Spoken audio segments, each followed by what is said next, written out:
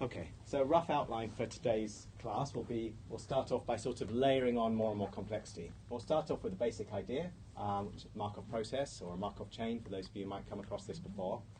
And then we'll start to introduce some of the perhaps less familiar ideas which are central to reinforcement learning. First of all, by adding rewards in to give a Markov reward process, then by adding actions in to give a Markov decision process, and finally we probably won't have time to actually talk about them, but they're in the lecture notes for those of you who are interested. There's a lot of extensions to MDPs where we can move beyond these three settings and add in even more complexity like partial observability and so forth.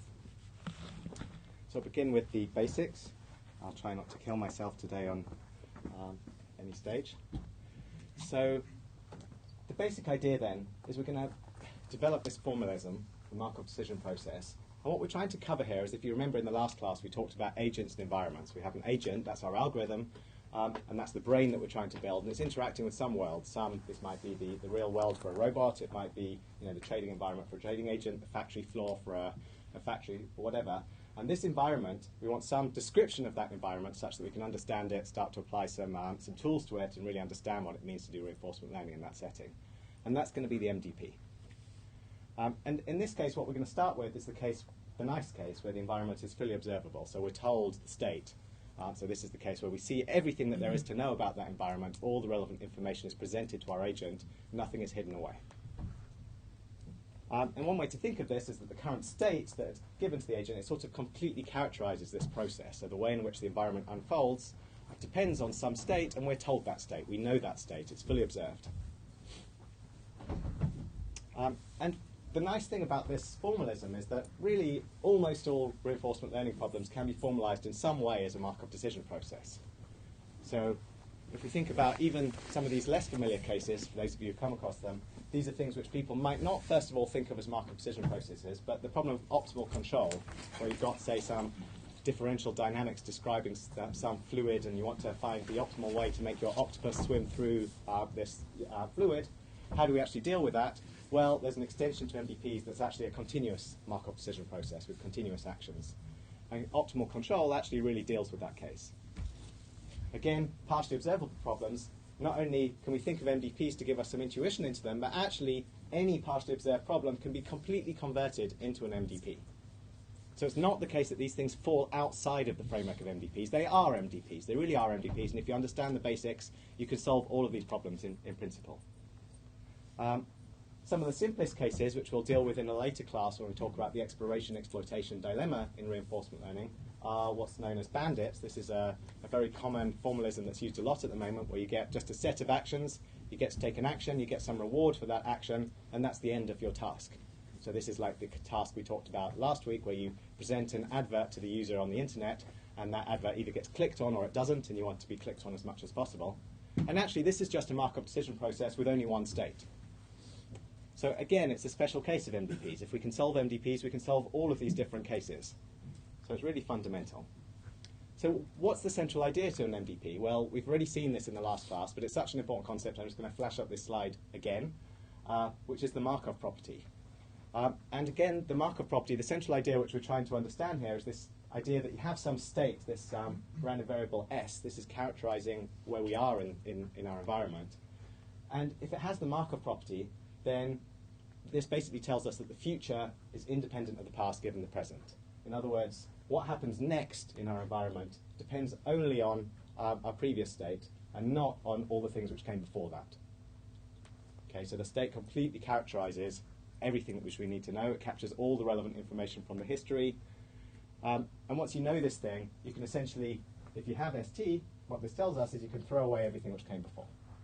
So the set of Markov processes, or the set of states that have this property, it's the set of environments in which everything which we know about the system can be described by this single state at the current time, and we don't need to retain everything that we've ever seen. Okay? So one way to understand this is that for any problem with the Markov property, for any Markov process, if you start in some state S and you've got some successor state S prime, then you can actually define the probability that you'll transition from one of those states to the next state. So remember that this state which we were in characterizes everything about what will happen next. So that must mean that there's some well-defined transition probability that tells me that if I was in this state before, there's some probability, given that I was in that state, that I will transition to some next state. There's some probability that, if my robot is here and I give it a little push, then it will, fall over to here or maybe put a foot forward. All of these things are completely characterized by the state it was in before. Okay? And so this gives us our state transition probabilities. So it's the probability that if I'm in S, I transition to S prime, and that gives us the probability that this random next state will be this particular instantiation of the state S prime, given that the previous state we were in, our current state at time t, was this S. Now, once we have this idea of the transition probability matrix, we can form this into a complete matrix that tells us, essentially, each row of this matrix tells us what would happen for each state that I was in. So if I start in state 1, this tells me the probability that I'll end up in state 1 here, state 2 here, state 3 here, all the way up to n states here. So each row of this completely characterizes the transitions from one possible starting place in this Markov process. So this single matrix now gives me the complete structure to this Markov problem. It tells me from any state, how likely am I to end up in any other state. And so you can imagine now that we can follow this through multiple steps and keep sampling from this transition probabilities, and that will give us some draws from this Markov process. So let's try and understand that a little bit more. So now just formally, a Markov process is basically a random process, a process that we're sort of sampling from iteratively. So that basically, our definition for this is going to be it's a sequence of random states. So a sequence of random states, S1, S2, going on in time, that has the Markov property.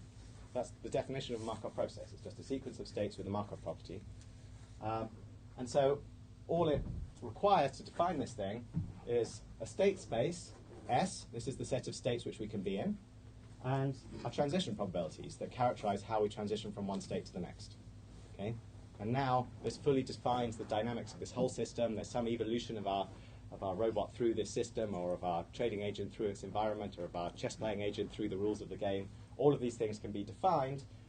No actions yet, no rewards yet, but the dynamics can be fully defined by a state space and a transition probability matrix. Okay, that's the Markov process. So I think it always helps to make these things concrete. So let's try and make this concrete for you guys. So this is my cartoon illustration of what I imagine it's like to be sitting in my lectures. And so we're just going to imagine there's only 3 classes you have to sit through. If you get through all 3 classes, then da-da, you managed to pass the class. If only it was that easy, but anyway. But the problem is that there's all these distractions along the way. So you start off in the first class, and there's a 50% probability you'll make it through to the next class. There's also a 50% probability that you guys will open up your laptops, start looking at Facebook.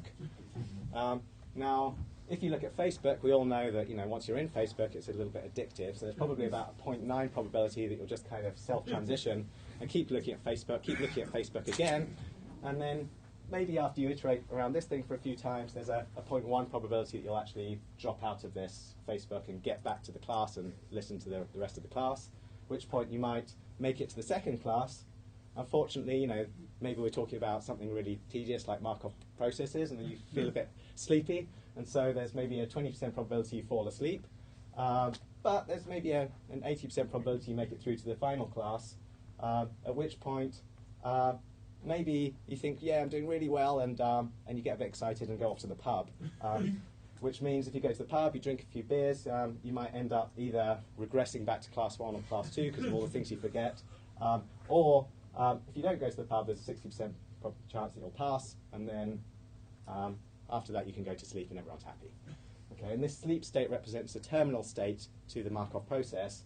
A terminal state doesn't need any special machinery. You can think of this as just a self-loop, an absorbing terminal state. It just keeps looping round and round and round. That's what this square represents. By the way, there's a few more seats over here, I think, if anyone wants to just move around.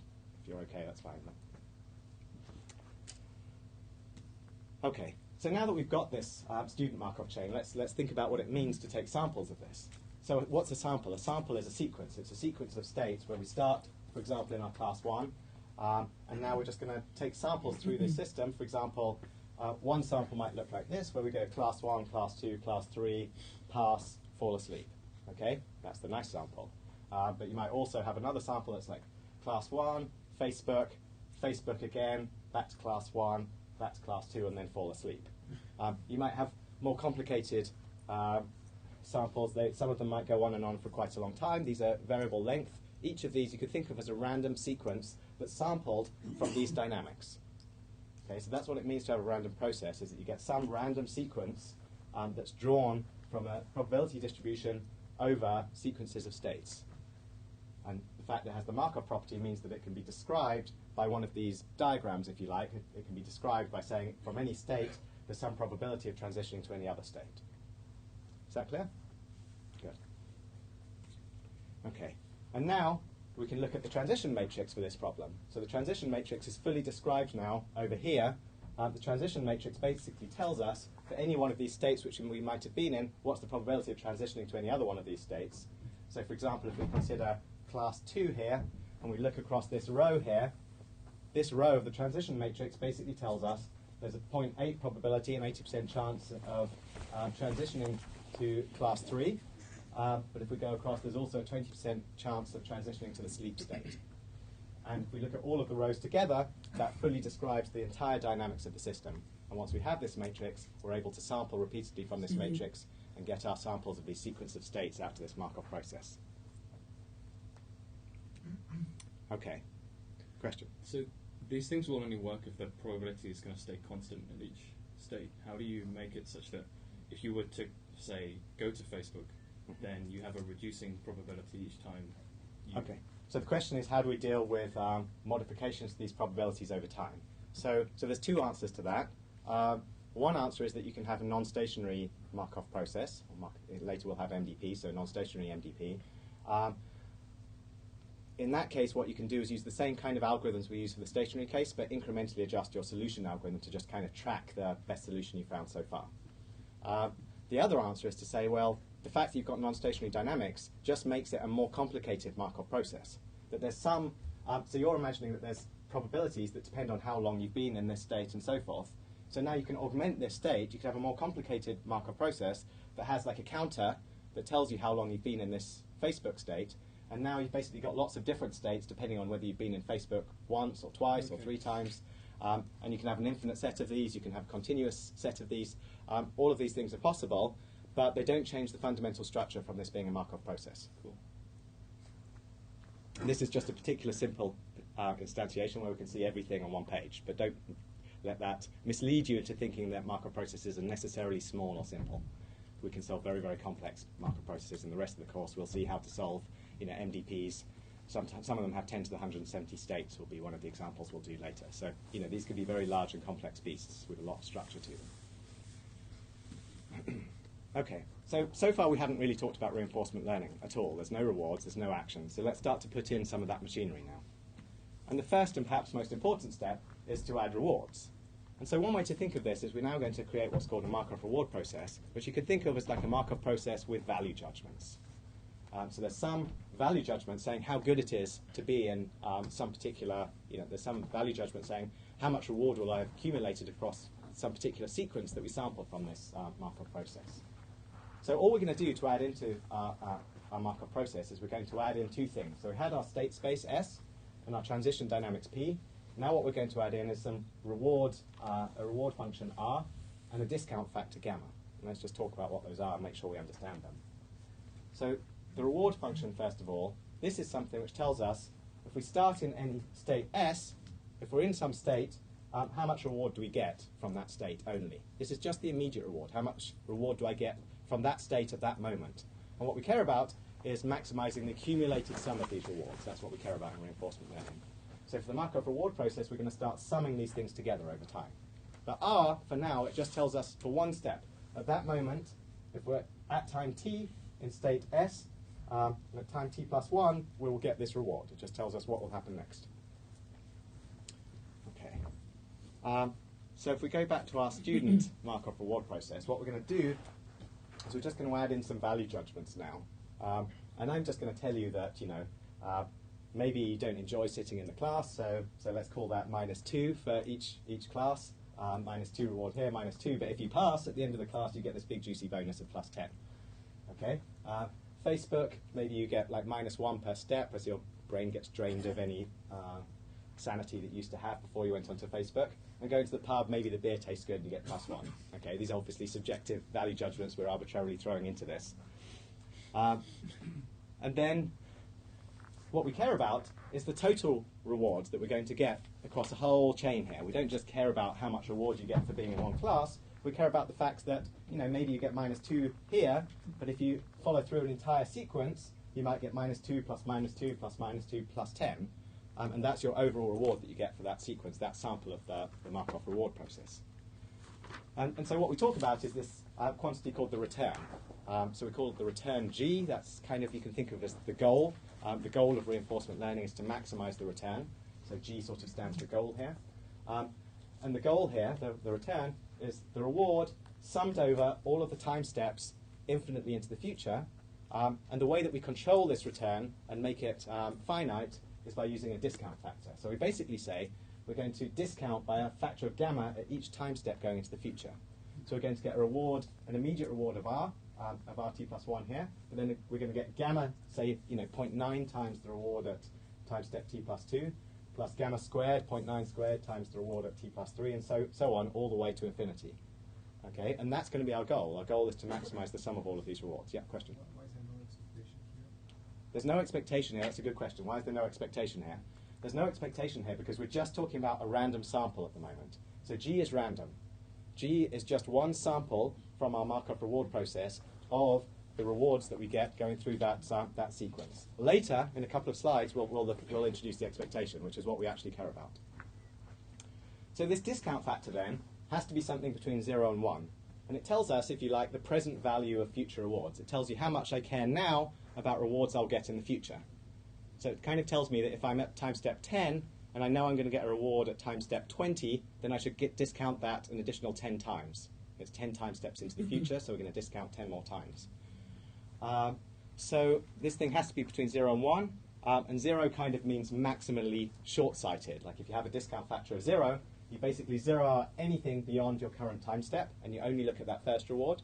And if you have a discount factor of 1, that's maximally far-sighted, where you care about all rewards going infinitely far into the future, and you just assume that your Markov process has the property that eventually these things will all be finite, that you'll get 0, like in our absorbing terminal state, you just get 0, 0, 0 at the end.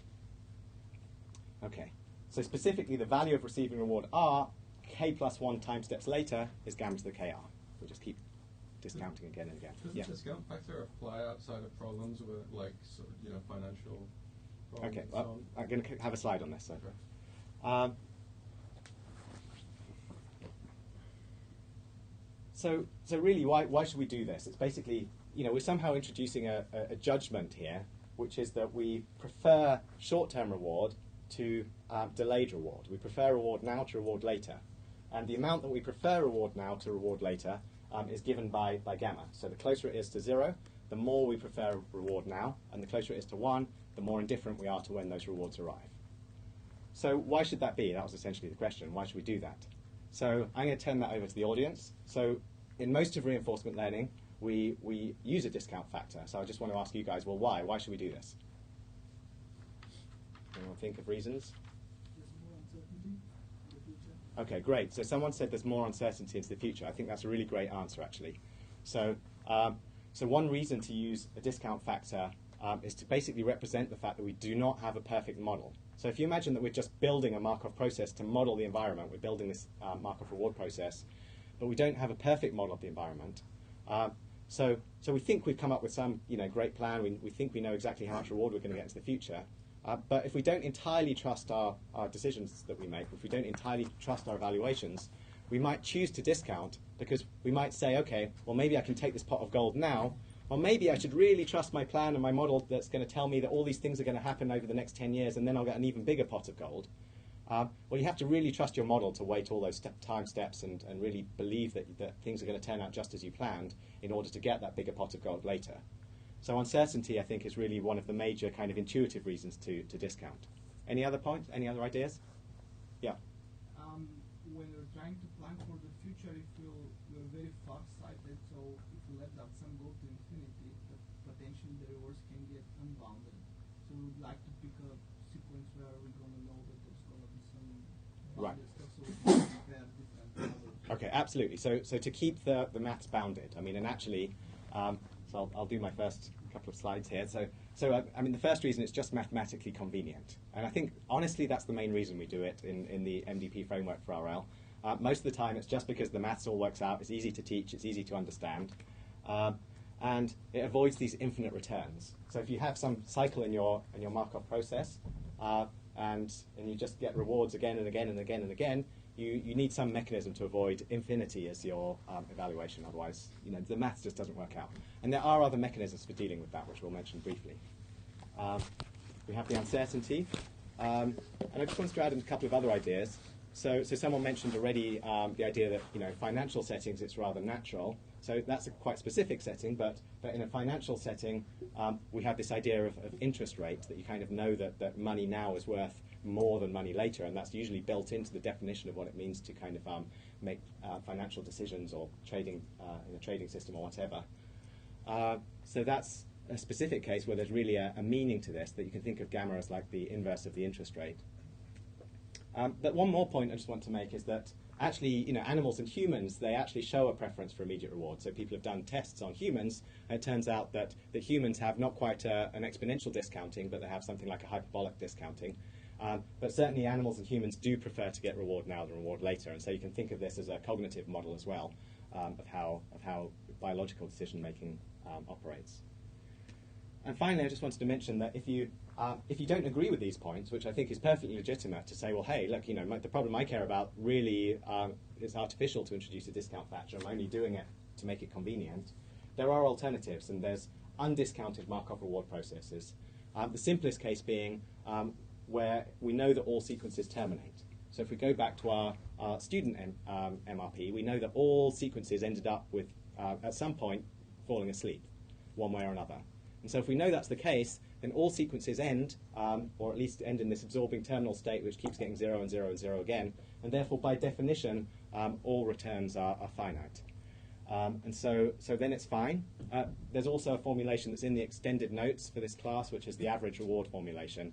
And there it's possible, even with infinite sequences, to still deal with the undiscounted sort of evaluation of Markov processes, Markov reward processes, and MDPs.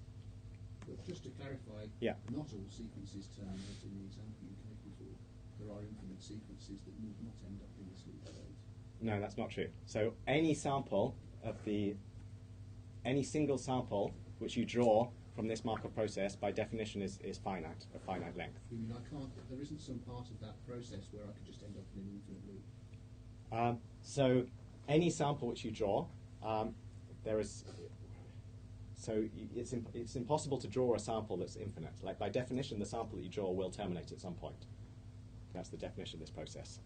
And so even though the decision process itself contains infinite loops, any single sample that you draw will be a finite length and will terminate. And the only question is at what step it will terminate.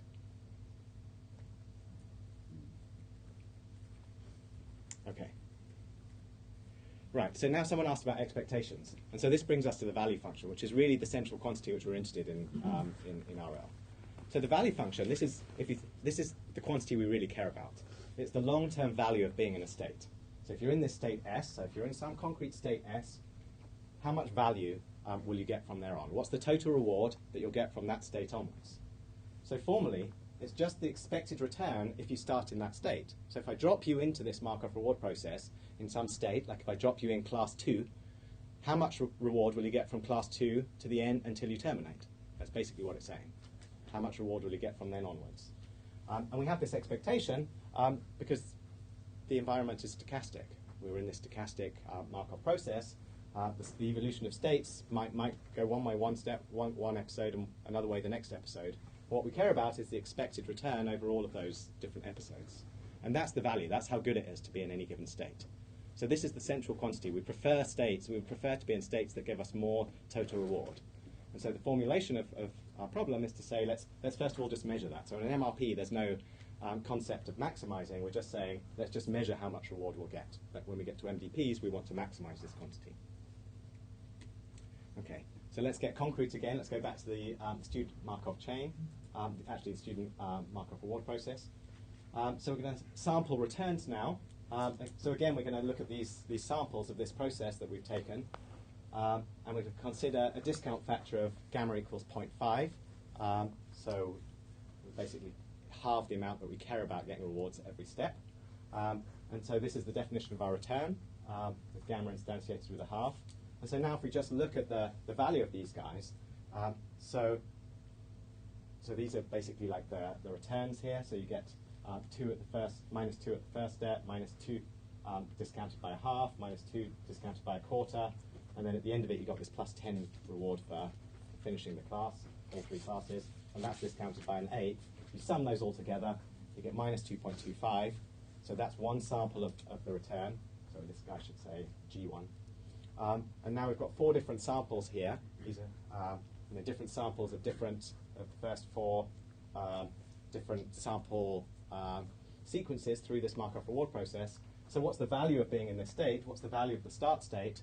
Well, one way to estimate it is you can just take a bunch of samples and just take the average of these values, and that would give you a legitimate estimator for the value function, the value of that state.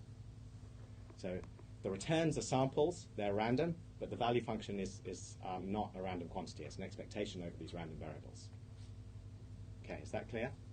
So why are we starting G1 indicates that we start from state 1, like say class 1? No, this is these subscripts are time steps. So G1 is, so here we're basically saying, so the definition, if we go back to the definition of return, the definition of return was the return starting at time step t is the rewards from that time step onwards. Okay, so now we're considering a bunch of different returns. We are also starting from S1 equals C1 in this case, but this thing's actually, the subscripts are time steps. And they're observed. The point is here, there's no expectations because we're essentially saying that we've observed these sequences. These are observed samples of our random process, and if we want to ask about the value function to make an expectation, we're asking what's the expected return, what's the expected number that's going to pop out of this at the end. What's the average of these numbers, and that's how good it is to be in this the first state of this student Markov chain. Okay, so what does this look like? So let's consider a couple of different discount factors. So first of all, this is the maximally short-sighted view of the value function. So this is the value function now for gamma equals 0. This is where we literally don't care about anything except one step of immediate reward. So if we take any given state here, so now if we consider class 2 state here, we know that no matter what we do afterwards, we're going to get a reward of -2 at this time step. It doesn't matter that we're going to get these other things and this +10 later. That's irrelevant because we're just looking at how much reward we get at this time step onwards. So the value of being in this state is -2. That's what we're going to get. We're going to get -2 whether we go to sleep or whether we go this way, we're going to get -2. That's just the definition of it. However, if we look at a more long-sighted discount factor, so this is like 0.9 now, then the values all change. And now we have to consider, well, if I was in this state, I'm going to get a reward of -2 now, but then with 0.8 probability I'm going to transition over here into a situation where I'm going to get additional rewards, -2 and then probably +10 again and so forth. And when we factor that all together and compute it, and we'll see how to compute these things later as we go on, the value of this state actually becomes much better. We can get 0.9 reward from this state onwards, kind of averaging over the probability of falling asleep and continuing through the classes. So that's the value. That's the average now, the expectation over all of the different paths that we can take through this system. Taking an average of them, that's the number that kind of summarizes how good it is to be in that state. We're going to get 0.9 units of reward from then onwards if we start there. If I drop you into that class, 0.9, that's how good you are. Okay? So now we're going to talk about, this is maybe the most fundamental relationship in reinforcement learning. You might have come across this in dynamic programming. It's very widely used. And it's called the Bellman equation. And the idea is that the value function sort of obeys this recursive decomposition. And the main idea is very simple. That it basically says that you can take your sequence of rewards from this time step all the way onwards, and you can break it up into 2 parts, which basically consist of the immediate reward that you're going to get, and then the value that you'll get from that time step onwards. So you break it up into immediate reward, and then from the successor state that you end up in, the value of where you end up. So immediate reward plus the value of where you end up. If I'm a robot, I might get an immediate reward of like plus 10, but then I end up in this new state, and the question is, how good is it to be in this new state? And so the overall value function of being here is like my 10 points of immediate reward plus the value of where I ended up. And that's what the Bellman equation tells me. So formally, if we just step through this, it's very straightforward. So this is our value function. The value function is the expected return, given that I start in a particular state. So that's how we want to know how good is it to be in this state, and it's the expected return if you start in that state. If we just unwrap the definition of return, the return is just the sum of these rewards going into the future, discounted. We can break down those sum of rewards into the immediate reward plus the discounted value, the discounted return from the next step. So we've got we just pull out the discount factor. We've got starting from RT plus 2 plus gamma RT plus 3 and so forth. Just pull the factor of gamma out. And now we see that this thing here is just the return from the next time step. The return starting from t plus 2 instead of from t plus 1. So that's this thing here. We say it's the expected immediate reward plus discounted return. And then, by the law of iterated expectations, what we can do is basically say the expectation of this return is the same as the expectation of this return. That's called the law of iterated expectations, which gives us this final line here, which tells us that the value function in state S is equal to the expected immediate reward plus the value function of the next state. Yeah, question? I'm slightly confused with the indexes here. Like, when we start in state ST, but the time is t, and count the reward, the first reward, and like t plus 1. Okay, so the question is, why do we index the reward at time t plus 1? Actually, you'll find both in the literature. So we're following the Sutton and Bartow convention, which indexes rewards at time step t plus 1 rather than time step t. This comes from how we think of the boundary between agent and environment, that the idea is that the action that we take goes into the environment, then a time step happens whilst, that we switch our time index after control passes back from the environment to the agent. We're in a new time step. So at that point, everything we receive from the environment has a new time index. So everything after the environment is a time step t plus 1. You might even find that my slides might be slightly inconsistent on this point, so it's a good spot. So I'm sorry if that's the case. Yeah. Actually, if we define it that way, when gamma is equals 0, the actual values of the state won't be the immediate rewards, but will be the probability of like if you go to the slide where gamma is equals 0, the actual values of the states are going to be different because there, I think.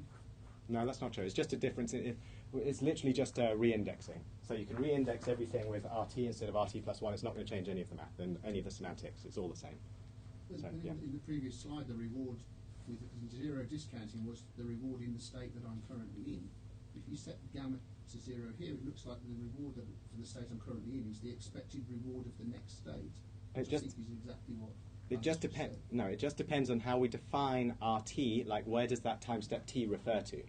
So here, what we're saying is this is actually if we move into this state at time step t, then this figure now indicates that this reward is what happens at time step t plus 1.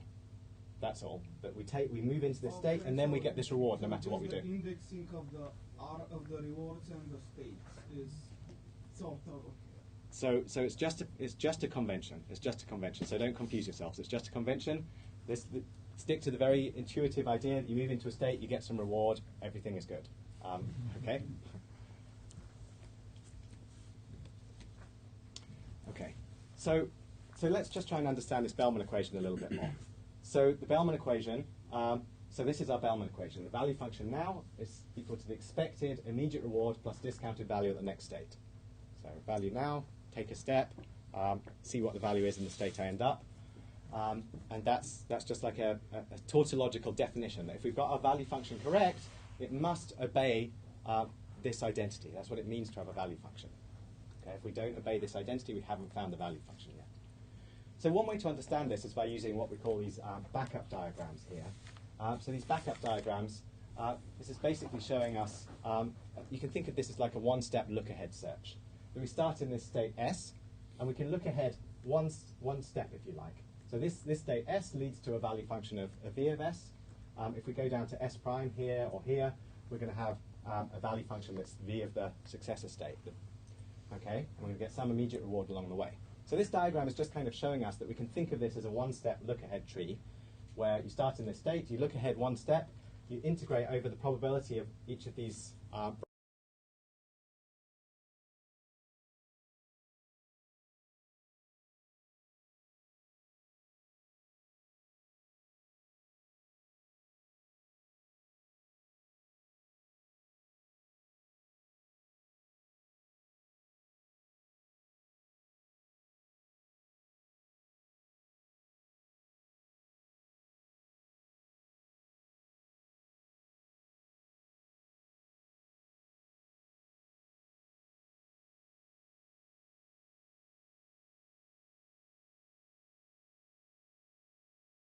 function here.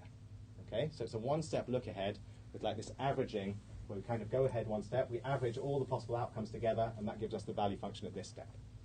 And that's actually kind of the way that we're going to proceed when we actually start to build algorithms. They're going to do something like this look ahead process, which is why it's useful to have these backup diagrams in mind. Okay, so if we think about the value function now, let's just pick out one state. So if we pick out this state here, so this is the class 3 state. And so I'm just going to tell you that this is going back, I think this is a discount factor of 1 now, so it's undiscounted. And what we're looking at is what happens if we're in this state with no discounting. So I claimed that this was the value function of this MDP, but how can we verify that? Well, we can use the Bellman equation to verify that. We can say, okay, well, if this value function is 4.3, it should really be equal to doing like a one-step look ahead, averaging over all the things which might happen next, and then ending up back here again. Okay, so let's see if that's really true. Well, from here, there are two things which could happen. So we could either basically get, so we're going to get -2 immediate reward no matter what happens. Okay, that's this -2 here. And then with 0.6 probability, you're going to move through to the next class and end up somewhere with a value of 10. But there's also 0.4 probability that you'll go to the pub and you'll end up in this state which had a value of 0.8. Okay, so if we sum those things together, we get -2 plus 0.6 times 10 plus 0.4 times 0.8, which to numerical precision is 4.3. Okay, and so that sort of validated the fact that this really is the value of this MDP. I'm not very clear. What is this capital R represents? Is it a reward for doing a step? This is no matter where. okay. So I think I need to be clear about the rewards. I think a few people are. So let me try and explain that more clearly. What this diagram represents is that you're in some state. When you exit that state, regardless of what you do, you will get the reward indicated by this R. Okay? So upon exiting that state, regardless of where you end up, you will get this -2. So we could have duplicated this and written R -2 here, R -2 here, and it could have been on these arcs. And actually, when you define Markov reward decision processes, which we'll see later, and for Markov reward processes, you can make it dependent on the particular arc that you take. You can make it dependent on the action. You can make it dependent on the successor state. All of these things are possible. This is the simplest formulation. The rewards just depend on the state that you're in, and that state determines how much immediate reward you'll get. And then you have to look at where you ended up to see how much immediate reward you'll get on the next step. So you start here, you exit it, you get -2. You get to here, you exit this state, you get -2. You exit this state, you get -2. You exit this state, you get R equals 0. Okay. So you get +10. You exit this state repeatedly, you get 0, 0, 0, 0. Yeah, last question, then I'll move on. I guess that's the reason why one needs to exit the past state to get the reward of +10 to go to sleep. Yes. That's why. Yes, thank you. Okay, let's move on. Okay, so this Bellman equation, so far we've seen how to kind of spell this out literally state by state, but there's a much more concise formulation which is using matrices and vectors. So if we just spend a moment to understand that, what we can do is basically use this matrix formulation of the transition matrix, which we've already seen. But now what we're going to do is we're going to introduce a vector representation of the value function, which is the obvious thing. It's basically we form a column vector where each element of the column vector contains the value function of a specific state for all states from 1 to n. Okay? And so now we can write out our Bellman equation very concisely. It's just that the value function that you start with, this column vector here, is equal to, and we're going to do the same thing with the reward function as well. We're going to write out the reward function with one element per state. This tells us how much reward you'll get from exiting state 1, all the way down to how much reward you'll get from exiting state n, so forth. Okay, so this is your immediate reward, and then this is how much, this is where you'll transition to, and this is how much value you started with before. Okay, so it's basically telling us that in one sweep, we can just look at this thing. We can say the value of this state is equal to the immediate reward plus the transition matrix. So these are all the places we might transition to, and then this is the value of where we end up. Okay, this is the value of, after I've taken a step, I might end up in this state, I might end up in this state, I might end up in this state. And each row of this thing is going to be dot producted with these values. So there's some probability if I'm in this state that I end up in each of these successor states, and then we take the dot product of that with all of the values of where we end up, and that's going to give us this first entry here. So it gives us, literally, it's a way of writing out the entire Bellman equation in one very concise form. Okay, yeah, question? Transition matrix, should that be Pn1? Yes, that should be Pn1, thank you, in the bottom left. Okay, so the Bellman equation is a linear equation. As a result, it can be solved directly. It's one of the nice things about linear equations. This is not going to be true once we move to the more complex case with Markov decision processes. It's a nice property of just evaluating the rewards, but once we want to maximize rewards, it gets harder. But at this stage, at least, we can solve this directly. Assuming that our matrix is small enough to invert, what we can do is just write out our linear equation now. All we're going to do is collect together the v terms here. So we've got, if you like, identity times v here, and gamma p times v here.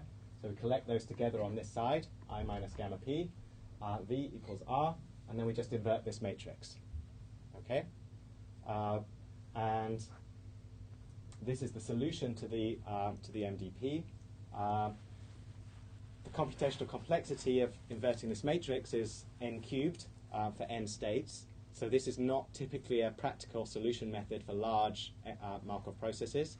So what we'll start to look at in subsequent lectures is efficient ways to solve these problems. In particular, this is just going to be a building block. All of the things we've seen so far are just building blocks towards what we really care about, which is making decisions. And so this is just going to be a building block. We need to be able to efficiently figure out what's the value of being in this state. We can't always do this. But it is nice to know that for small Markov reward processes, we can just invert this thing, and it gives us some intuition into what's going on. So later we'll talk about, next lecture, in fact, next class is dynamic programming. That's a very well-known class of methods for basically doing this more efficiently. Then we'll talk about Monte Carlo evaluation and temporal difference learning. That's like, the next couple of lectures are basically doing exactly that. Right. So that was sort of the elementary building blocks leading up to this point, which is the MDP. This is the thing which we actually use in reinforcement learning. And so I guess I should pause. Any questions so far? I guess we've been doing them as we go, so. Right. So the MDP, we're basically going to add in one more piece of complexity now, which is actions. So far there's been nothing for us to do. I just told you get plonked down in your student Markov reward process, and you just randomly sample these transitions and get spat out at the other end. You didn't get any. You didn't have any agency. You weren't able to take actions and make decisions. So let's now change that. Let's introduce decisions. So what we're going to do now is basically take our Markov reward process, which was a state space, transition matrix, reward function, and discount factor. We're going to add in one more component, which is the action space. So A is now a finite set of actions. In the extensions to the class, you'll see how this can be made continuous or infinite. But for now, we'll consider the simplest case. This is a discrete set of actions, finite size. And so now what we're going to do is say the transition probability matrix now depends on which action we take. So where you end up is now going to depend on the action that you take. If you move to the left, the probability that you end up in all these different states is going to be different to if you choose to move to the right. The wind might blow you different ways in each case, but you have some agency over where you're going to end up. So the way we think of this is that there's just one, in the discrete case, there's like one separate matrix of transition probabilities for each action that you might take. And now we've got this reward function. The reward function, again, may depend on the action. It may also not depend on the action. But in general, this thing can depend on the action. Apart from that, everything is the same. The machinery is the same. We've just introduced actions in the simplest possible way. So what we're going to do is actually redo our student Markov process now, but as an MDP, where there's decisions that you can take. So the decisions are now these red labels on the arcs. And so the point now is that you actually have some agency here. And so from this state, you can choose to either study. That's a choice now. So there's no probabilities attached to this. You can choose to study. If you study, you end up in this state. If you choose to go on Facebook, you end up in this state. When you're on Facebook, you can choose to do it again, or you can choose to quit.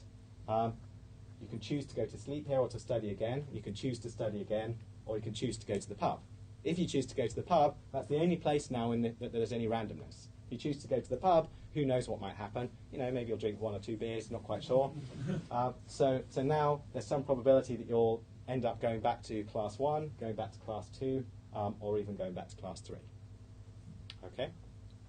So there's a lot more control that you can exert now over your path through this MDP. This is the reality for an agent. And the goal is, the game we're playing now, is to try and find the best path through your decision-making process that maximizes the sum of rewards that you get. That's the game that you play in an MDP. Okay. So to do that, the first thing we need to talk about is formalizing what it means to make decisions and to take decisions. And to do that, we define something called the policy. So the policy is basically, we can talk about stochastic policies today, and these policies are distributions over actions given states. So in other words, if you're in some state S, this distribution basically gives you the mapping. It says, like, if I'm in this state, map from that state to some probability of going left and some probability of going right. So this is the thing that tells me if I'm in class 1, I am going to choose to go to class 2 with probability 0.9 and to go onto Facebook with probability 0.1.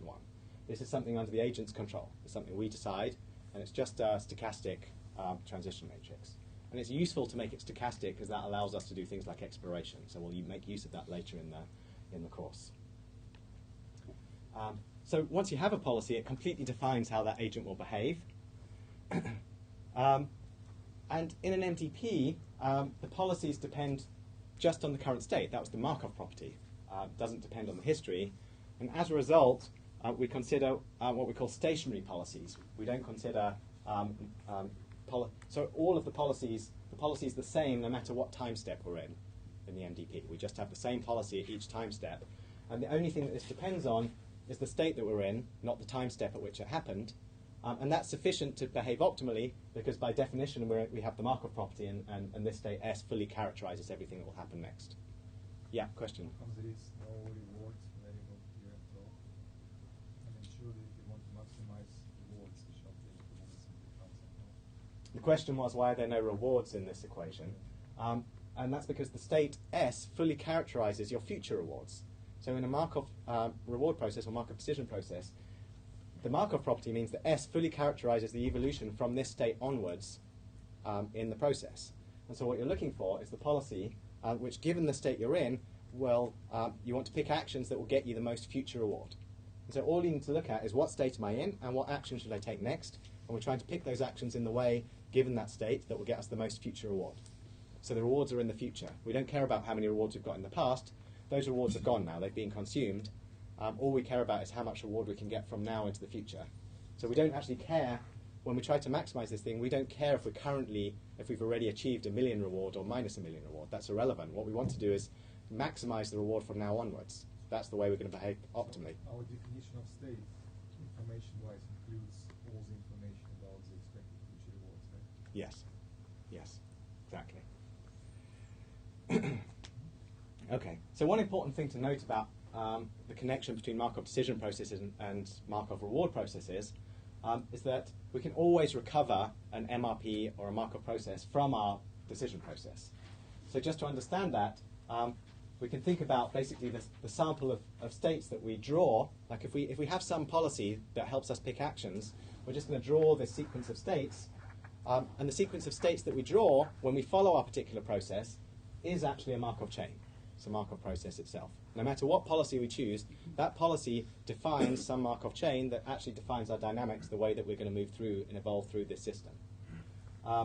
And if we look at the sequence of states and rewards that we receive as we pass through, like once we fix the policy, if you fix the policy and look just at the sequence of states and rewards that you see as you go through this MDP, that sequence is a Markov reward process.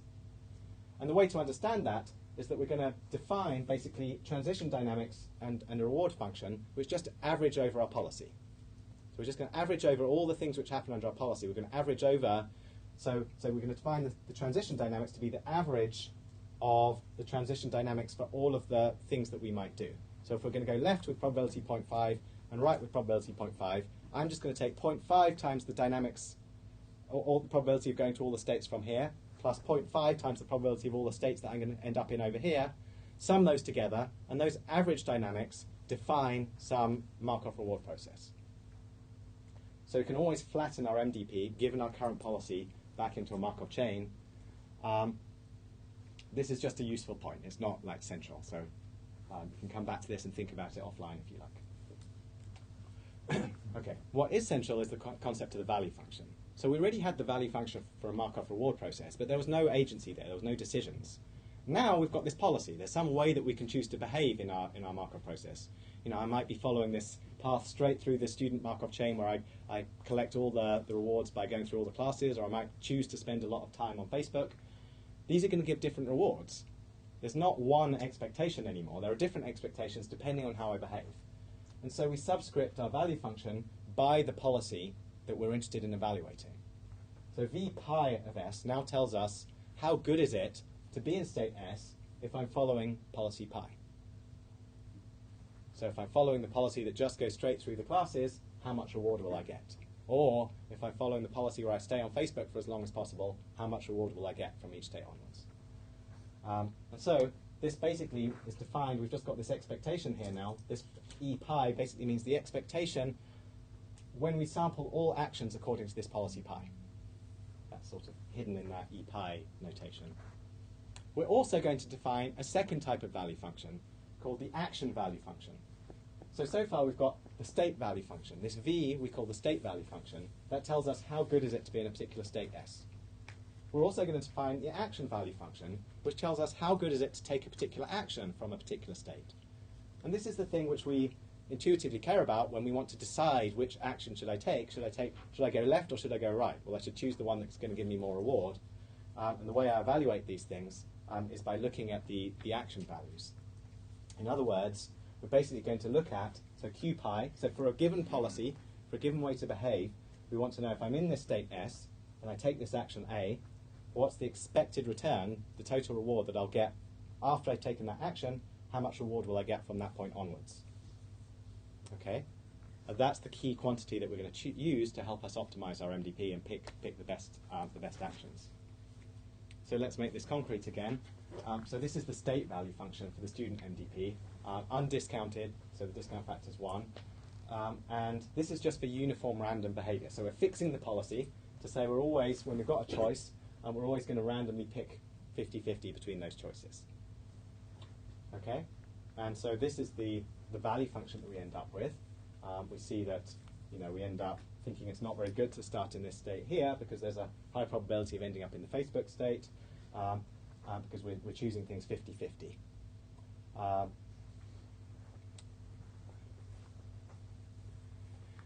Now what we can define is another Bellman equation.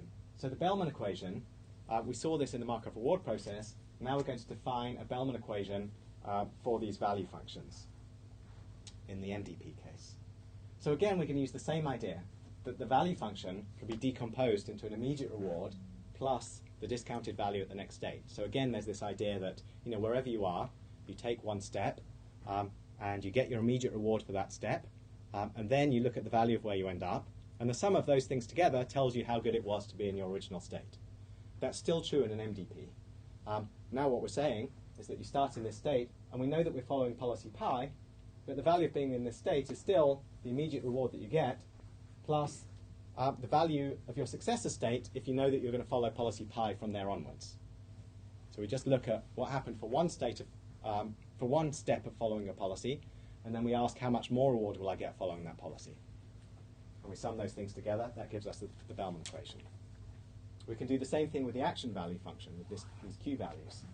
And this basically tells us now, if I'm in one state and I take an action from there, then I'll get some immediate reward for that action, for that specific action.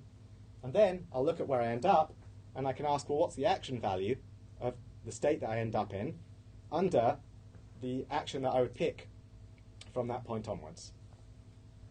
Okay? So let's look at these kind of pictorially and try and understand them with these sort of look-ahead search diagrams. So the way to understand this is, first of all, to understand how V and Q relate to each other. So if you're in a state value function here, really what it's saying is that we're going to average over, basically we're going to average over the actions that we might take. So there's some probability that we'll take this action here. These black dots represent actions and these open circles represent states now. So we're in some state here. We might take this action here. We might take this action here. The probabilities of these things are defined by our policy. So this is like the probability I'll go left, the probability I'll go right. And for each of those actions we might take, there's a Q value. There's an action value telling us how good it is to take that action from that state. And so what we're doing is we're doing like a one-step look ahead, saying the state value, how good it is to be in this state. We just look ahead one step, look at the action values, average them together, and that tells us the value of being in that state at the top there. Now let's do the converse, understand the opposite step. So what happens if we start off taking some action? So now the root of this tree is a state, and we're considering a specific action that we take from that state. So that's this black circle here. So this is like saying, you know, I'm in this particular state here, and I'm asking the question, how good is it to go right from that state? Okay, and how good it is, we now have to average over the dynamics of our MVP. The environment might blow me over here. The environment might blow me over here. So after I've gone right, I might get blown to all these different situations. And we want to ask, for each of these situations I might get blown to, how good is it? What's the value of being in that situation under my current following my policy after that point? We average over all these things using the probabilities of our transition dynamics. We average them together, and that gives us the action value function at the root here. Okay? So V is telling us how good is it to be in a particular state. Q is telling us how good is it to take a particular action from a given state. State value function, action value function. We can put these together now. So this is basically just stitching together the two figures from the last two slides. And now what we'll see is we get like a recursion that helps us understand V in terms of itself. And this is how we end up solving Markov decision processes. So at the root of the tree now, we've got the value function for a particular state. It tells us how good is it to be in this state. And the way we're going to understand that is by doing a two-step look ahead. So we can look ahead, we can consider all the actions we might take next. Go left, go right. We can consider all the things that the environment might do to us. It might blow me over, it might keep me standing up. It might blow me over, it might keep me standing up. There are all the things the environment might do. And then for each of those things the environment might do, there's some successor state that we'll end up in. We want to know, well, how good is it to be in that state and carry on with my usual policy? How much reward will I get if I carry on from that point? Now, if we average these things all together, we're basically averaging in two ways. Now we're averaging over our policy. We're weighting each of these arcs by the probability that our policy will select left or right. We're averaging each of these arcs by the transition probabilities that will end up getting blown in one direction or another. We average it all together, and that gives us the value of being in the root of this diagram here. It tells us how good is it to be in a particular state. So this is the Bellman equation. You can do exactly the same thing for action values. There's a recursive relationship. You can look at this offline. I don't want to sort of belabor the point. But it's just stitching the diagram together the other way around, and we end up with exactly the same idea, that starting from a particular state in action, we can now look ahead two steps, consider where the wind might blow us first now, and then consider, from the state the wind might blow us to, which action might I take next? I might choose to go left, or I might choose to go right. And now we average over this thing again. We look at the value of that particular action, the Q value, average these things all together, and it tells us something about the Q value of this start action here. So the Q value relates to the Q values at the next step in this slide, and in the previous slide, the state values here relate to the state values at the next step. So you get these two recursive relationships explaining how the value function relates to itself at the next step. But in all of these cases, if you just look beneath the math, it's a very simple idea which says the value function at the current time step is equal to the immediate reward plus the value function of where you end up. That's all these things are saying, just with different ways of putting together the maths. Okay, so let's do that for one example in our student MDP, and then we'll move on a little bit. So here's our student MDP again. We're going to consider just one state, this red state here, so the class 3 state. And again, I'm just going to verify, we're not kind of using this Bellman equation to compute these value functions. We're going to use it to verify that this indeed does have the value of 7.4. Okay? So how can we verify it? Well, we can unroll, we can do our look ahead. And what we're going to do is we're going to do our look ahead for the state value function here. So we're saying the state value function of 7.4 is equal to all the things which we might do from there. So what are the things we might do from there? Well, we might study. Remember, we're doing things 50-50 with for now, with 50% chance we choose to study and 50% chance we go to the pub.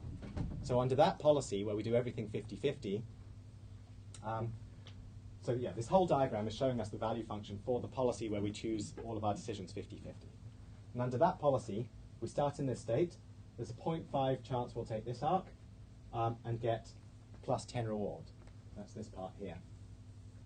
There's also a 0.5 chance we'll end up taking this arc, end up in the pub, and the pub might take us with 0.2 probability over here, 0.4 probability over here, 0.4 probability over here. And in each of those cases, we'll end up in a different state with a different value. So there's a 0.2 chance we'll end up in this value state here with value minus 1.3. There's a 0.4 chance we'll end up in this state with a value of 2.7. And a 0.4 chance we'll end up in this state here with a value of 7.4 again and end up where we started. So you can see this is quite cyclic, this thing. And so that's this equation here. We just sum those things together. So we're summing together this look ahead of what might happen after one step of taking actions and one step of where we end up. And when you add this together to one decimal place, you get 7.4. So we've sort of verified that these numbers are self-consistent for this one state. You can verify them for all of the other states, and you would discover that this Bellman equation does indeed hold, and therefore these numbers do represent the value function for this MDP. So that basically tells us now we really know how good is it to be in each one of these states. You really will get 7.4 units of reward in expectation if you just behave according to this policy. Okay, is that clear? Right. So, that's all very well, but it doesn't tell us the best way to behave. And what we really care about in an MDP is figuring out the best way to behave. Okay, just briefly, before we do that, so I briefly introduced earlier, and I said it wasn't essential, but this idea that you could flatten any MDP back into a Markov reward process by defining these averaged state transition dynamics and averaged reward function. And of course, once we've averaged those things, that gives us a Markov reward process. We know how to solve those things already. So at least one way to solve that, another way to have solved for these numbers would have been to form these matrices, form the matrix of our transition probabilities for all of our actions, average them together to get our p pi, average together our immediate rewards to get our r pi, solve for this equation here, and that would have spat out our actual value function. So that's one way to arrive at the solutions, and we'll look at more efficient ways to do it going into the future. But you should at least understand the idea that the Bellman equation gives us a description of the system that we can solve. And once we solve for this thing, it tells us exactly what the value function is. So one linear equation, we solve it, you've got the value function, you're done. Okay. Right.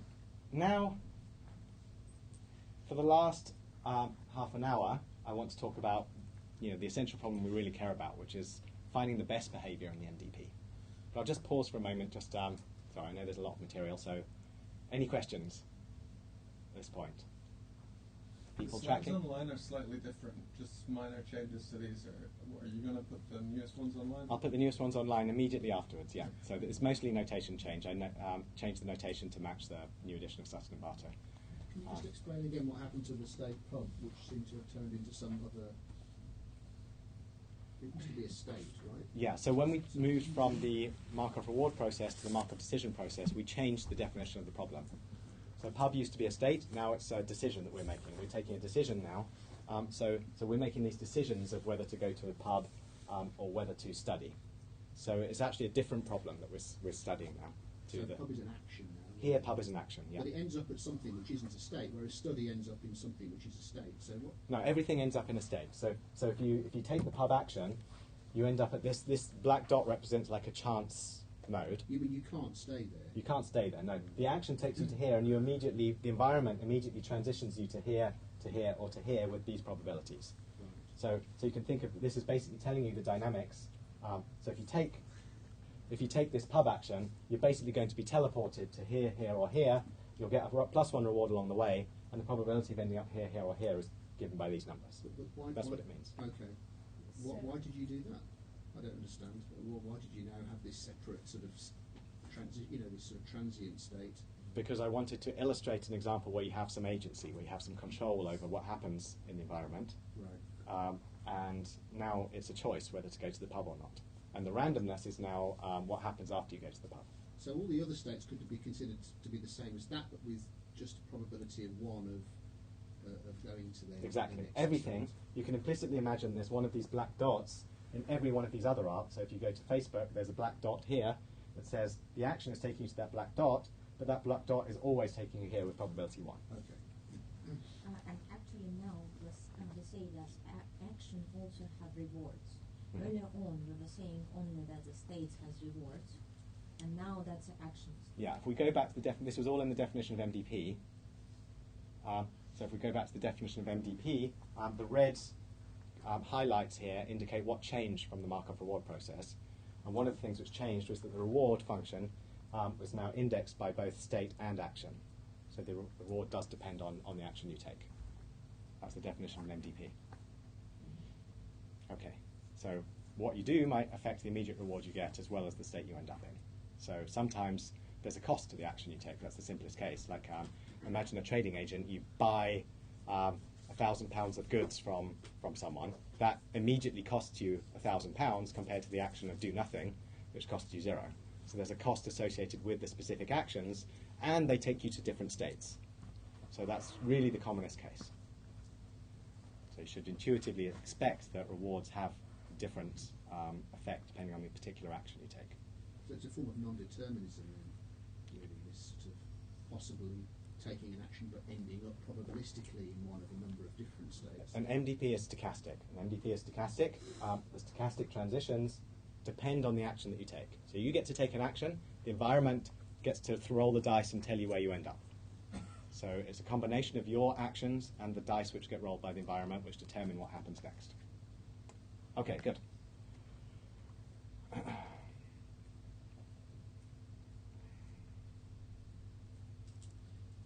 were we? Okay, so now let's talk about how to find the best possible solution to the MDP. So what we really want, we don't really care about how much reward we'll get following this crazy 50-50 policy in the student Markov chain. What we care about is finding the best path through the system. In general, you want to find the optimal way to solve your problem. And so let's define what that really means now. And so we're going to start with value functions. We're basically going to say this V star, the optimal state value function, V star, is the maximum value function over all policies. Okay? So what we're saying is there's all kinds of different policies we could follow in our Markov chain, and what we care about is the best of those. We care about understanding what's the maximum possible amount of reward that you can extract from this system. There's all these different ways you can traverse this system. Each of your different policies is going to lead to a different evolution. Stochastic evolution, we care about which of those is going to lead to the most reward in expectation. That's V star tells you not what the best policy was, but what's the maximum possible reward you can extract from the system. Similarly, the optimal action value function, Q star, tells you the maximum amount of reward you can extract starting in state S and taking action A. So given that you actually commit to a particular action, what's the most possible reward you can get from that point onwards? So you start in some state, you know that you're going to take left, but what's the maximal possible reward you can get after you've moved left? And what's really important about this guy here is that if you know Q star, then you're basically done. If you want to know the optimal way to behave in your MDP, what would you do? Well, if someone told you the maximum possible amount of reward you could get over all policies, given every action that you might take. So this is basically telling you, under all different ways you could behave, if you go left, you might get 70 units of reward. But under all different policies, if you go right, you can get 80 units of reward. Well, what do you do? Which way do you go? You go right. You get 80 units of reward rather than 70 units of reward. So this immediately tells you the right action to take. If you have Q star, you're done. You can kind of declare victory. You've got the quantities necessary to behave optimally within your MDP. So we could say it informally that an MDP is solved when we know this optimal value function. So solving an MDP, you could think of as finding Q star. So let's just look at that. What is the optimal value function here? So again, we're going to look at the undiscounted case just to keep the numbers simple. And in this case, it should be fairly intuitive. You can kind of even work this out, just by eyeballing it. That if you're in this state here, should you go to the pub? Should you study? Well, if you study, you're going to get this plus 10 big juicy reward and go to sleep. So that turns out to be the optimal value. We'll see more formally how to derive that in a minute. If we go back up to one state here, we can either go to sleep and get a reward of 0 along the way, or we can study and end up in this nice juicy state with a value of 10 and get minus 2 along the way. So the value of being here is 8. If we back up one state again, we can see the value of being in this state is 6, because after a reward of minus 2, we'll end up in this state with 8. So that's the optimal value that you can actually get. This is V star in this MDP. It tells you how good it is to be in each of these states. And that tells you the most possible juice you can extract from this MDP. It doesn't yet tell you how to behave in it. To do that, there's two things you can do. What we do is we basically define our Q stars now. In order to figure out what's the best action to take, we look at our action value function. So the action value function is now labeling these arcs with what's the value of each arc. So it's saying what's the optimal value of each arc. And so we know, for example, the optimal value of this arc here, that's 10. You're just going to take this, you're going to get your plus 10 reward, you'll be done. So that's the value of this arc here. The value of this arc here, we know that you're going to basically get minus 2 for taking that arc, and you're going to end up in a state that's going to get you 10 units of reward. So the value of this arc is 8, the value of this arc is 0. So now we can actually be able to make decisions. We can choose what's the optimal decision to take from here. Well, clearly you would pick 8 above 0, so you would choose to take this arc over here. Similarly, over here we didn't talk about the arc that goes down to the pub, and the value of this arc, and we'll see how to compute this in a minute, is actually 8.4. But once you've got this value, you can say, so this arc is basically averaging over all the things which might happen next, and looking at the value of 6, 8, and 10, and weighing them. And so now you can choose between, well, should I go into a state that gives me a reward of 10 units going onwards, or should I go to the pub, where I get this nice plus 1 reward now, and then still have a chance to get my 10? Well, you have to weigh them up, and it depends on the discount factor and all these other things. But in this case, we see that this arc has a value of 10, this arc has a value of 8.4, so fortunately it turns out I'm not recommending that you all go and drink beer and you stay and listen to the course. Yeah, question? There was a question earlier about infinite MDPs. You said it doesn't happen, but what happens then if you have a positive cycle? Say if pub was plus 100, would you keep going to the pub and studying for the rest of your life? Or? So I was talking about a Markov chain at that point. Okay, so if you've got, there are technical conditions under which reasonably defined Markov decision processes are guaranteed to terminate. So if you want to find out more about that, there's a great book by Bert Sekas. He goes into all the technical conditions under which Markov decision processes are well defined. What we're going to talk about is largely the discounted case, because it's simpler. In the discounted case, you don't need to worry about any of that stuff. So if you do want to kind of remove discount factors and consider the case where you don't have discounting at all, then you need to consider what happens if you have infinite cycles and so forth. And there's two ways to deal with that. One of which is to look at all the technical conditions, make sure your MDP satisfies those technical conditions. The second case is basically to actually use the average reward version of reinforcement learning, which is in the extension to this class. I think if you have a large enough reward on a certain edge in a positive cycle, you even with a certain gamma, for example, if pub was plus 1,000, Yes. yeah, even though you've got your gamma, you might still go around and Yeah, I should have added, so there were some technical conditions to my answer earlier, which were, with certain probability transitions, with the transition probabilities we had before, it wasn't possible to have infinite sequences. Of course, if you have a self cycle with probability 1, that does have an infinite cycle that can be drawn from that sample. So you have to have, if you want to deal with discounts of 1, there's machinery you need. Let's not worry about that. Things are much easier when we have discounting. Okay. What's the book name? Because he has a lot. Yeah, sorry. So it's in all his books, but so neurodynamic programming, it's there. But he has his new edition. Probably the best place to look is volume 2 of his new edition of his dynamic programming. Yes. Optimal control. Yes, and I think it's volume 2 that has this in. Okay, so we've talked about optimal value function. That doesn't. So what we really care about, what's the thing we really care about? We care about the optimal policy. So the optimal policy, we need to understand what that really means. What's the best possible way to behave in an MDP? So we've talked about policies. A policy is just like a stochastic mapping, a mapping from states to actions that we take. And now we want to understand, well, what's the best one of these things? So far we've just talked about how much juice we can extract from the system, what's the maximum amount of reward we can get. We haven't yet talked about the policy itself. And so to understand what it means to be optimal, we need to define a notion of optimality. And to do that, we need to know what it means for one policy to be better than another policy. And so what we do is we actually define just a partial ordering over policies. So this partial ordering basically tells us, let's consider two policies, pi and pi prime.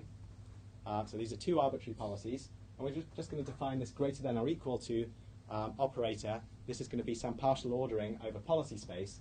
It basically tells us the intuitive thing, that one policy is better than another policy if the value function for that policy is greater than the value function for the other policy in all states. Okay? So greater than or equal to in both cases. So what this means is that it can't be worse, that it's not possible to say a policy is better than another policy if it's actually worse than that policy in one state. It has to be at least as good in all states for us to say that it's greater than or equal in the partial ordering. Okay, and then there's this very important theorem which you'll find in Patomer and all the important texts on MDPs. And this basically tells us that for any MDP at all, there is an optimal policy that is better than or equal to all other policies. So you should think about that. It's like, wow, okay, this is a good thing. You don't end up with this weird situation where, sometimes you need to think about taking this policy for a little bit of the MDP and this other policy for a little bit of the MDP, and that combination might be better. There's always one unique policy. There's always at least one optimal policy pi star, not necessarily unique, that is better than or equal to all other policies. So there is always an optimal policy. This pi star tells you one way to behave in your MDP that will extract the maximal juice from that MDP. And we've already seen that that's true from the Q star. Like if you have Q star and you pick the action that chooses the arc with the biggest Q star, that gives you one such policy. Okay? But the theorem basically tells you that that's true for any MDP, that this really is the best thing that you could find at the MDP. There's not going to be some other thing that's better, there's not like some weird averaging policy that's going to do better than this. Furthermore, it is possible to have more than one optimal policy. So it's possible that, for example, the simplest case is that imagine there's one action in your MDP where there's two separate actions that take you to the same state. It doesn't really matter which one of those you take, you're going to end up in the same state.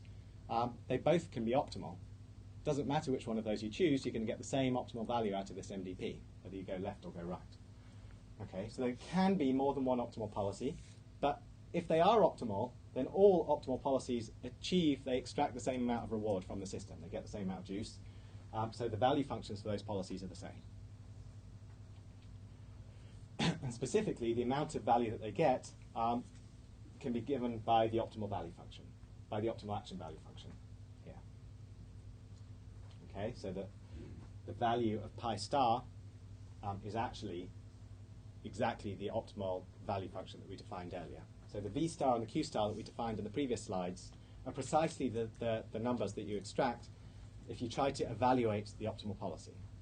So if you look at how good the optimal policy is, then it is indeed the maximum amount that we thought we could get out of the system. So this is like a sanity theorem, like that all the things you would hope to be true are true, and that everything is sane, and there is this thing called an optimal policy, and it does give you the maximum amount you can get from your MDP. Okay. So how do we find this thing? Well, we've already seen this intuitively, so this is just writing it down in equations. It's just saying that all we need is what you solve for Q star, and then you pick the action that gives you the most Q star. So in every state, what do? If you're in state S, well, you just pick the action A with probability 1 that maximizes Q star, and that is the action that will give you maximum possible reward. And there is always a deterministic optimal policy. So not only is there an optimal policy, but there's a deterministic optimal policy, and this gives you one such deterministic optimal policy. Okay. And the good thing about this is, once we've got Q star, we're done. The game is solved. We're happy.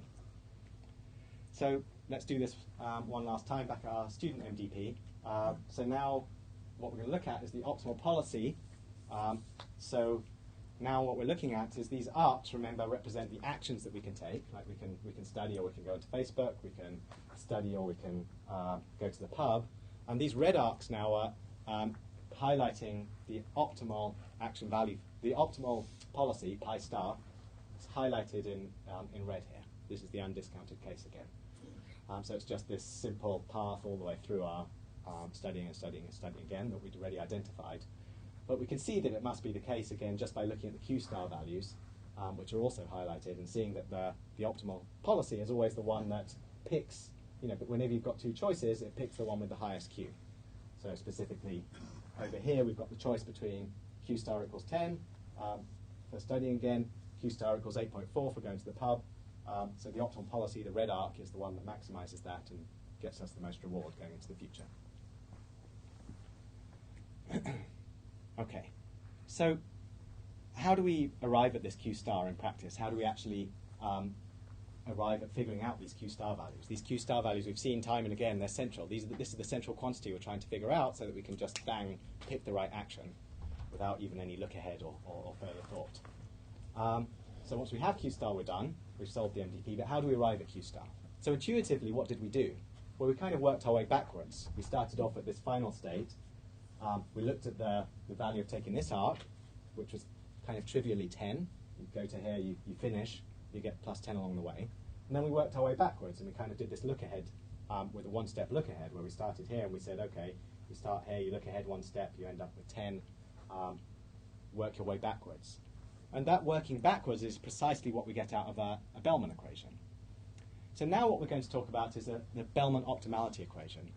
So if you just open a textbook and hear about the Bellman equation for MDPs, they're talking about this one, not the one we looked at before. It's the Bellman optimality equation. This is the one that tells you how to really solve your MDP. The one that tells you, how do you relate the optimal value function to itself.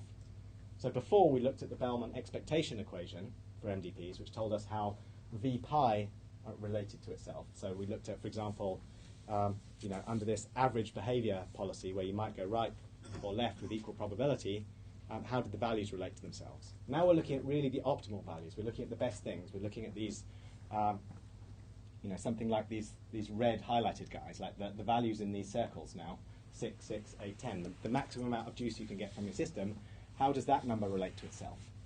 And what we can do is do like a one-step look ahead again. And so the way to understand this is, again, by this one-step look ahead, you can ask, well, what's the optimal value of being in some state? Well, you can consider each of the actions that you might take will take you to one of these chance nodes here, one of these action nodes. And we can say, when we reach that action, we can look at the action value. This is the red arc, the number on the red arc.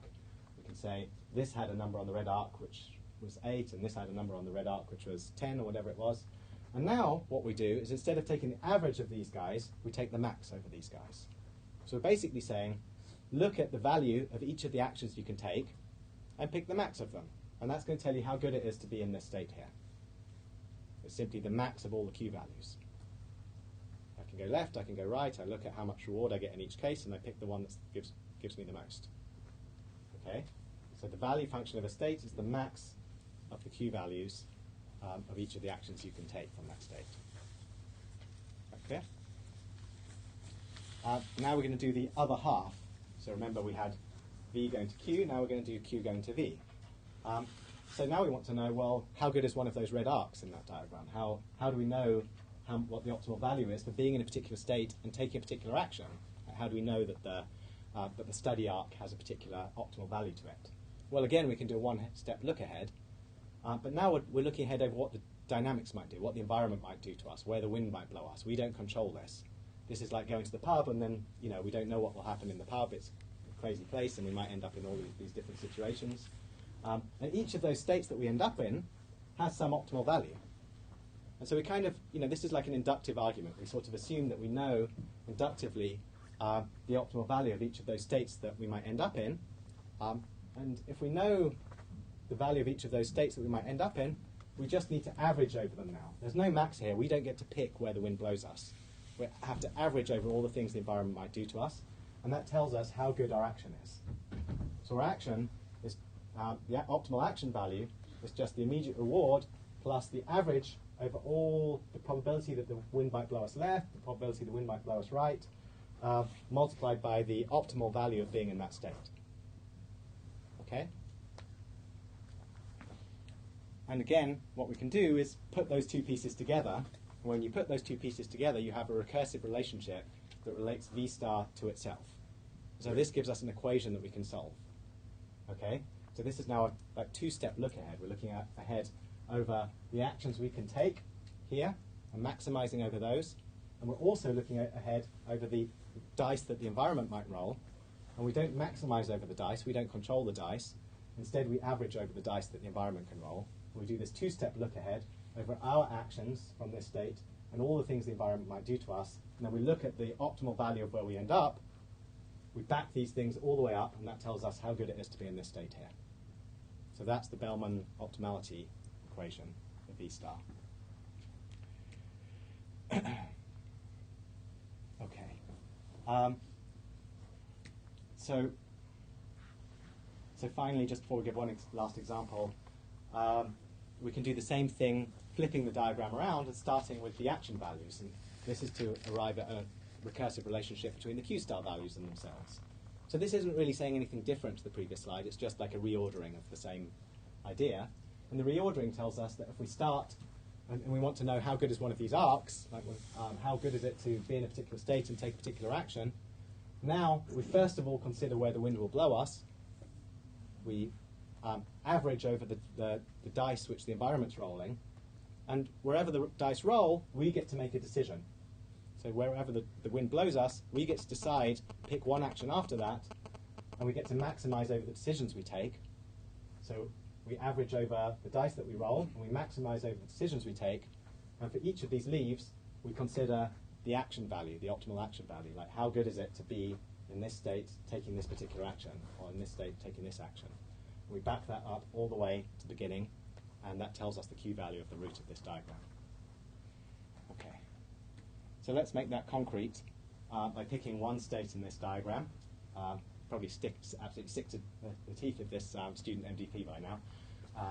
Anyway, I promise it won't come up too much again. So here we start off in this state. We have two possible actions that we can take. So this one's rather straightforward. There's no noise that in the environment. We're not considering any dice rolls. It's just like people said before. Implicitly, there's like the environment always rolls the same way and takes us here. If we take this action, the environment always rolls the dice the same way to take us here. So we're just looking ahead one step by saying that the value of this state, 6, so this is V star of this state, 6, is equal to the max over all the things we can do here of the value function of where we end up. So we know that inductively, if we assume that these other values are correct, then we assume that this has an optimal value of 6, this has an optimal value of 8, and so if we maximize over all the things we can do, we see that oh yeah, there's a -2 along the way as well, that's why this doesn't work. So you can either get -1 followed by ending up in a state with 6, so this has a value of 5.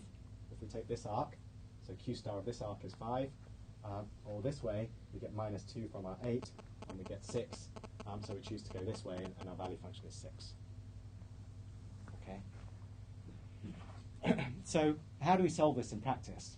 So previously we saw that we had these Bellman equations with expectations that we could just solve by doing a matrix inversion. So that's very appealing for those of you who like MATLAB and these nice tools where you can just type in your matrix, type in your vector representing the rewards, and bam, do your matrix inversion, you're done. Unfortunately, that doesn't work for optimizing the Bellman optimality equation because we have these nonlinear equations now. We've got a max in addition to our expectation, and we want to solve for this equation that relates V star to itself or Q star to itself with a max over these expectations. So in general, there's no closed form to this thing, and we have to be smarter. And how do we be smarter? Well, using iterative solution methods, of which the best known examples are value iteration, policy iteration, which we'll talk about in the next class. These are dynamic programming methods for iteratively solving these recursive equations. And Q-learning, which we'll talk about in a subsequent lecture. And The matrix solution itself is implicitly iterative underneath. You don't get away from doing any sort of iterative calculations. I mean, to solve that matrix equation, it's still an order n-cube problem where you have to iterate in some sense to get the solution. Well, I mean, there's computation required to solve the matrix, and there's steps to that computation. Right. But it's not... so by iterative solution method, we mean something more like where you have an equation which you iteratively apply. At each step, you apply the next step of that update. So you start with some estimate, you update your estimate towards a new estimate, and so forth. Right. Now, of course, there are iterative approaches to matrix inversion, like the Sherman-Morrison trick, which can be applied to reinforcement learning as well. And so there are cases where the matrix inversion can be reduced in complexity from n cubed to n squared. Those are special cases, and so I'm talking about the general approach here. So yes and no. Okay, so we're just about out of time. I think I want to really just take questions and make sure people are following rather than going into the extensions in any great detail. So this is a great time if you feel that something was unclear, and now's your chance to ask. Otherwise, I'm just going to assume that that's all the notes were incredibly perfectly clear and everyone understood everything, which I'm very confident is not true. Yes, please. So if you have an imperfect model or have missing information, how would that translate to your diagram of the MDP? Would you have missing nodes, or would you have a uniform distribution where you should have a different one, or the environment dice with? Okay, so it's a great question. So the question is, in reality, the MDP is just a model.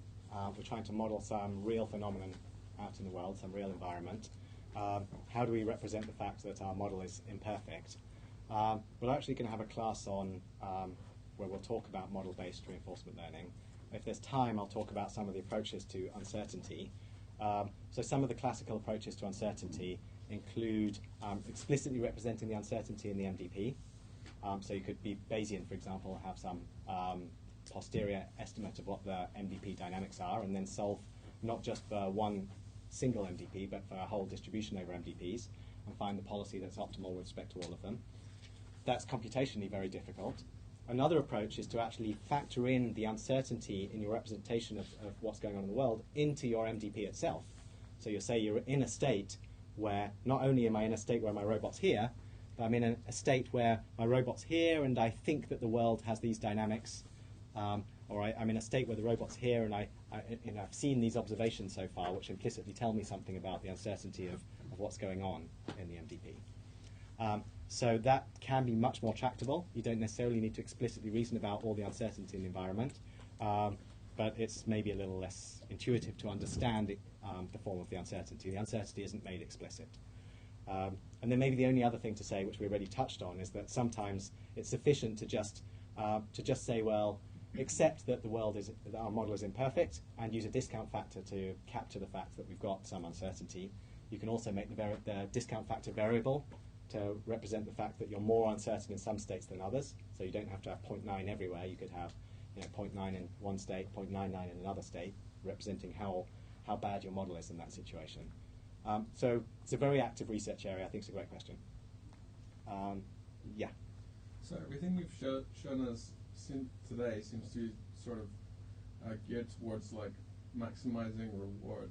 Mm-hmm. But is there anything implicit in there that would also like have a consideration of risk? So like if you might be interested in maximizing your reward at a future time and choosing that policy, but there might be some chance that choosing that policy, that there's also an increased risk. Okay, so the question is, everything's just talking about maximizing reward and expectations of those reward without explicitly considering risk or variance of those returns. So I think the correct answer to that is to say that you can always transform any MDP with no risk into, so if there's some amount that you care about your risk, like let's say that there's a cost that depends on the variance of your returns, there is another MDP which has a different reward function that already factors in the variance of those rewards into the actual reward that you see at the end of your trajectory. So that can be implicit in this model you've shown us today, basically. So there is a transformation of any risk-sensitive MDP into another MDP. However, that transformation can be quite complex. So you might need to remember all the things that you've seen so far, and it can be a more complicated MDP that you end up having to solve. So that's the first answer. The second answer is to say that a bunch of people do specifically consider risk-sensitive MDPs, where you don't just consider expectations, but you consider what's the variance of those rewards at the end of the day. So there's a bunch of work out there, and I'm happy to give you pointers to that if you're interested. Any other questions? Okay, one more, and then I just want to say a couple of words before everyone piles out. Oh yeah, sorry, this guy was actually waiting for longer. Some example for intuition for the Bellman equation, for instance. I mean, obviously you have two parts which balance, and I think it's just pure mass. I mean, there are situations, for instance, in finance where somebody would actually balance it, in terms of arbitrage. But in terms of like real equation, real situations like your robot or like Atari game, what does it make it sort of to actually hold true? Okay, so the question is, what's the intuition behind the Bellman equation in some real example? So if we take the Atari game as an example, so the Bellman optimality equation, let's focus on that one. That's the crux of where we got to. The Q star or V star is telling you, what's the maximum amount of score you can get. You're in this screen here. What's the maximum score you can get from this screen here? And the intuition is that all you need to do to get that maximum score, this is called the principle of optimality. So the principle of optimality tells you that the way to get the maximum score is to behave optimally for one step, and then to behave optimally for the remainder of your trajectory. Okay? If you behave optimally for the remainder of your trajectory, that's the value function from the state that you end up in. And so now all you need to do is to figure out, well, how do I behave optimally for one step? And the way that you behave optimally for one step is to maximize over those optimal value functions in the places you might end up in. So it's like you might move Pac-Man to the left, and you might move Pac-Man to the right. If you move Pac-Man to the right, and you can get 100 points of optimal value from that point onwards. Or so moving to the right, you might get plus 10, and then 100 points of optimal value afterwards. Moving to the left, you might get plus 20, but then only 50 points of optimal value afterwards. And so the intuition is that just by breaking down your trajectory into these two parts, into the optimal decision at one step and the optimal decision from there onwards, you can describe what it means to have optimal dynamics for the whole problem. Okay. One more question, then I just want to say a couple of words about the extensions, but without any details at all, so don't get scared. Yes? In terms of practical applications, say you have 1 million states and 1 million actions per state, how do you arrive at the rewards? So if you have 1 million states and 1 million actions per state, you have a large MDP, and so now you're asking how do you actually solve the MDP to find the optimal value function? Is that the question? Was the question how do you solve it, or how do you decide on the immediate rewards? How do you model the rewards? Probably not manually typing everything. I see. So the question isn't how do you solve the MDP; it's how do you model the MDP? How do you represent a large MDP? So typically the reward function is given by the environment dynamics. So it's given by so for example it might be imagine you're playing Atari. The score that you get, there are many more than 1 million states in Atari. And yet, the score is just a function of that state that you're in. So it's something which, you're in this state, you query the emulator, you say what's the score, or you extract the score from the screen, and it's just a function that depends on your state.